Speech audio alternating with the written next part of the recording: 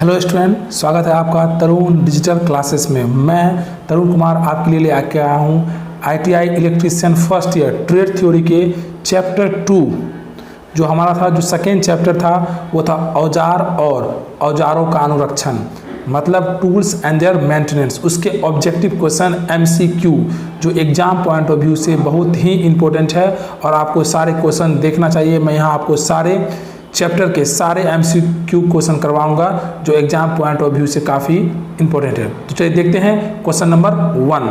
Question number 1 है हमारा, उस पदार्थ का नाम बताइए जिसमें स्क्रू ड्राइवर का ब्लेड बना होता है। तो क्या होगा आंसर, स्क्रू ड्राइवर जो होता है वो किस ब्लेड का बना होता है। तो जैसा कि मैंने आपको बता रखा है, वो बना होता है किससे, कठोर और टेम्पर्ड कार्बन स्टील का। तो ध्यान रखिए, ये टेम्पर कार्बन स्टील का बना होता है, ठीक है, स्क्रू ड्राइवर के ब्लेड। हमारा नेक्स्ट क्वेश्चन देखिए क्या है। नेक्स्ट क्वेश्चन है, लकड़ी के स्क्रू का पिच है, मतलब लकड़ी की जो स्क्रू है उसके पिच क्या है, बेसिकली वो है क्या, वो क्या होता है, वो होता है हमारा समीपवर्ती थ्रेड के बीच की दूरी। मतलब क्या, समीपवर्ती जो थ्रेडिंग होता है उसके बीच की दूरी को नापने के लिए हम क्या, बेसिकली ये वही चीज होता है लकड़ी के स्क्रू का पिच। नेक्स्ट क्वेश्चन हमारा question number 3।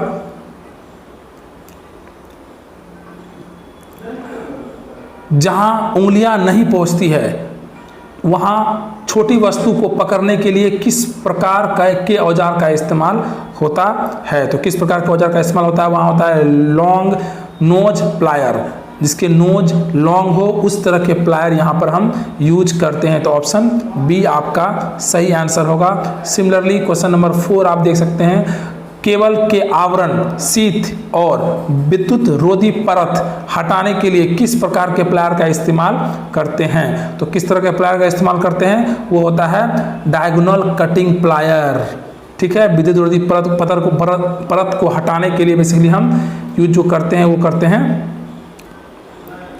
Diagonal cutting plier का।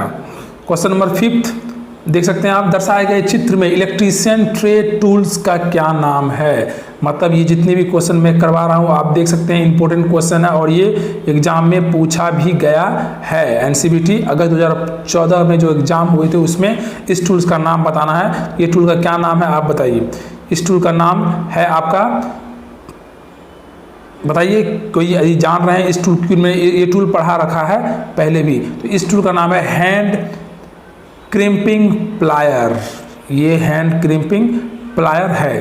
क्वेश्चन नंबर 6, हथौड़े का साइज किसके अनुसार मापा जाता है। हथौड़े का जो साइज है वो किसके अनुसार मापा जाता है। तो आपको पता होना चाहिए जो हथौड़े के वजन के अनुसार ही हथौड़े का साइज भी नापा जाता है। इसका मतलब ऑप्शन सी यहाँ पर करेक्ट होगा।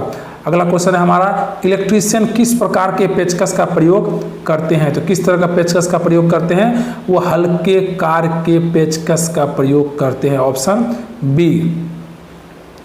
हमारा नेक्स्ट क्वेश्चन है वो है, सपाट ठंडी छेनी किस प्रकार के कार्यों के लिए उपयुक्त नहीं है। ठीक है, सपाट ठंडी छेनी जो किस प्रकार कार्य के लिए उपयुक्त नहीं है। तो इसका जो ऑप्शन होगा, आप पहले सारे ऑप्शन को देखिए। ये जो ऑप्शन है पहला ऑप्शन वो सही है, वो उपयुक्त होता है बड़ी फ्लैट सतहों के धातु को हटाने के लिए, ये भी सही है।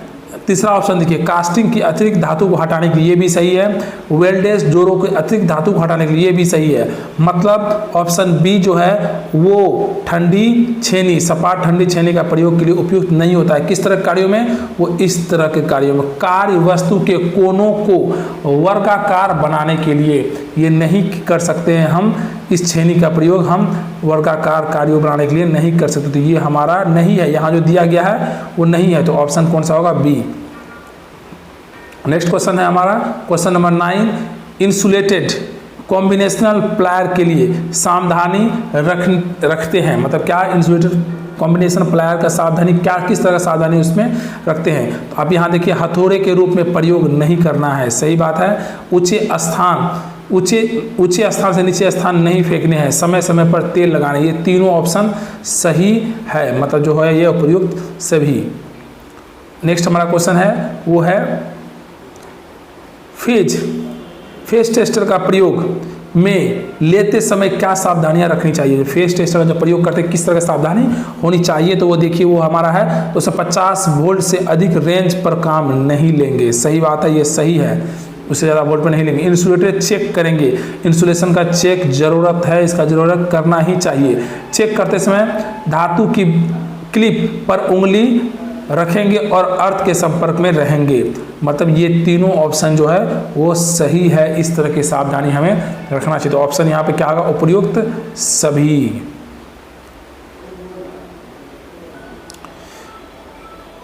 विशेष प्रकार की स्क्रू ड्राइवर का नाम बताइए जहां सामान्य रूप से ड्राइवर का प्रयोग नहीं करते हैं। मतलब क्या? इस तरह का बताइए जहां स्क्रू ड्राइवर समान रूप से कार्य नहीं होता है, उस जगह का नाम। एक क्वेश्चन पूछा गया है, तो वो क्या होगा? ऑप्शन वो होगा हमारा डी ऑप्शन होगा, कनेक्टेड स्क्रू ड्राइवर में इसको हम उपयोग में नहीं लाएंगे, बाद बाकी और सब में इसका उपयोग हम उपयोग में लाते हैं। जो नेक्स्ट हमारा क्वेश्चन है वो भी दे सकते हैं आपकी, क्या है हमारा नेक्स्ट क्वेश्चन? हैमर को काम में लेते समय क्या सावधानियां रखनी चाहिए? तो क्या रखनी चाहिए? हैंडल के आखिरी छोर को हाथ से पकड़ेंगे, ये बिल्कुल ही सही बात है। जब भी हैमर का प्रयोग कीजिए तो जो हैंडल होता है उसके आखिरी छोर को ही पकड़ना है, और ये सब ऑप्शन नहीं होंगे, ये सब ऑप्शन गलत है। ऑप्शन ए ही सही है इस केस में। क्वेश्चन नंबर 13 देखिए, हैंड ड्रिल मशीन के लिए क्या सावधानियां रखेंगे? तो क्या सावधानियां रखेंगे वो आप देख सकते हैं कि ड्रिल विथ जॉब को अच्छी तरह कसेंगे। सही बात है, ये सही होना चाहिए। मशीन को चलाते समय हैंडल को सीधा दबाएंगे, ये भी सही है। धातुओं की चादर में छेद करने से पहले सेंटर पंच से निशान लगाएंगे। मतलब जहां आपको छेद करना है वहां पहले एक निशान लगा देंगे। तीनों ही ऑप्शन सही है। इसका मतलब उपर्युक्त सभी तरह की सावधानियां हम रखेंगे जब भी हैंड ड्रिल मशीन का उपयोग करेंगे। क्वेश्चन नंबर 14 आप देखिए, ड्राई स्क्वायर के आधार पर मार्किंग ब्लेड कितने कोण पर लगा होता है? इंपॉर्टेंट क्वेश्चन है, ये क्वेश्चन पूछा जा सकता है एग्जाम में। तो आंसर होगा वो 90 डिग्री पर। मतलब क्या? मतलब आपकी जो ट्राई स्क्वायर के आधार पर जो मार्किंग ब्लेड कितने कोण पे बने होते हैं, जब कोण को जब मार्क करते हैं तो कितने एंगल पे होना चाहिए? 90 डिग्री पर होना चाहिए। ऑप्शन बी सही होगा। 15 लकड़ी का बना हैमर होता है। लकड़ी का हैमर किसका बना होता है? मेलट का बना होता है। ये मैंने तभी भी आपको बताया जब थ्योरी पढ़ा रहा था, इसीलिए मैं बोलता हूँ कि थ्योरी आप अच्छे से सुना कीजिए, समझा कीजिए। क्वेश्चन नंबर 16, वायर स्टीपर के आगे के भाग को इंसुलेशन हटाने के प्रयुक्त कटर का आकार है। वो किस तरह का कटर का आकार है? वो आकार है भी आकृति के आकार होते हैं। नेक्स्ट है हमारा, लकड़ी का बना हैमर होता है। क्वेश्चन नंबर 15 आप देख सकते हैं। तो बताइए किसका बना होता है? लकड़ी का जो हैमर होता है, जो हथौड़ी होता है, किसका बना होता है? वो मेलट का बना होता है। ये मैंने क्लास में भी आपको कराया है, थ्योरी क्लास में। आप पीछे का लेक्चर देखेंगे तो वहाँ आपको समझ में आएगी बातें। नेक्स्ट क्वेश्चन है हमारा, वायर स्टीपर के आगे के भाग में इंसुलेशन हटाने के प्रयुक्त कटर का आकार कैसा होता है? मतलब क्या? वायर स्टीपर के जो आगे के भाग में इंसुलेशन को हटाने के लिए क्या किस तरह का आकार होता है? वो आकार होता है आपका भी आकार के आकृति होती है। नेक्स्ट हमारा है, बेज वाइस के लिए सत्य कथन है। मतलब बेज वाइस के लिए कौन सा कथन सत्य है ये आपको बताना है। तो वो कथन कौन सा है? आप पहला देखिए, वेज वाइस टेबल पर कसा होता है, इसके जॉब में दांत बने होते हैं, ये भी सही है। इसका साइज जॉब की लंबाई से लिया जाता है, ये भी सही है। मतलब तीनों ऑप्शन सही है, मतलब उपयुक्त सभी ये सही इसके होंगे। क्वेश्चन नंबर 18 है, तारों के मुंह को मोड़ने में प्रयुक्त औजार। मतलब क्या? तार की जो मुंह है उसे मोड़ने के लिए किस प्रकार के औजार का प्रयोग करते हैं? तो ऑप्शन ए होगा आपका इंसुलेटेड कॉम्बिनेशनल प्लायर। तो ये हमारा ऑप्शन, ये सही ऑप्शन है, ए ऑप्शन। क्वेश्चन नंबर 19 आप देख सकते हैं, अधिक गेज के तारों को काटने के प्रयुक्त प्लायर। अधिक जब गेज होते हैं, जब अधिक मात्रा में तार को काटना हो तो किस तरह के प्रयोग करते हैं? वो करते हैं नोज प्लायर का। ठीक है, ये नोज प्लायर का उपयोग करते हैं अधिक गेज के तारों को काटने के लिए। नेक्स्ट क्वेश्चन है हमारा, इंसुलेटेड स्क्रू ड्राइवर का हैंडल किसका बना होता है? ठीक ठीक है। तो जो इंसुलेटेड स्क्रू ड्राइवर होते हैं, पेचकस जो होते हैं, उसका हैंडल किसका बना होता है? आप देखिए यहाँ ऑप्शन देख सकते हैं, लकड़ी का, ये भी सही है, प्लास्टिक का, ये भी सही है, सेलोलाइट का, ये भी सही है। तो उपयुक्त सभी ऑप्शन है यहाँ पर सही, तो ऑप्शन डी यहाँ पर हमारा सही होगा।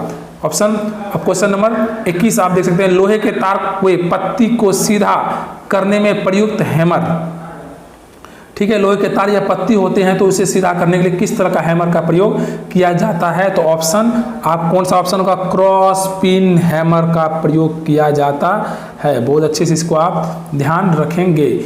नेक्स्ट क्वेश्चन है हमारा, कोल्ड सीजल का निर्माण किस धातु से किया जाता है? कोल्ड सीजल का निर्माण हाई कार्बन स्टील का उपयोग करते हैं। नेक्स्ट क्वेश्चन है हमारा, टेनिस साव के ब्लेड की चौड़ाई का मान होता है क्या? कितना होता है? 100 mm का ये जो टेनिस साव होता है उसकी चौड़ाई का मान होता है वो 100 mm 100 मिलीमीटर के आसपास होता है। तो नेक्स्ट हमारा क्वेश्चन है, चित्र में दर्शाए गए यंत्र का नाम बताइए। ये कौन सा यंत्र है? ये एनसीबीटी 2016 के फरवरी में जो एग्जाम हुए उसमें पूछा गया क्वेश्चन है। तो क्या ऑप्शन होगा हमारा? इसमें होगा हमारा ऑप्शन, देखिए कौन सा, ये राउंड नोज प्लायर है, ठीक है, राउंड नोज प्लायर है।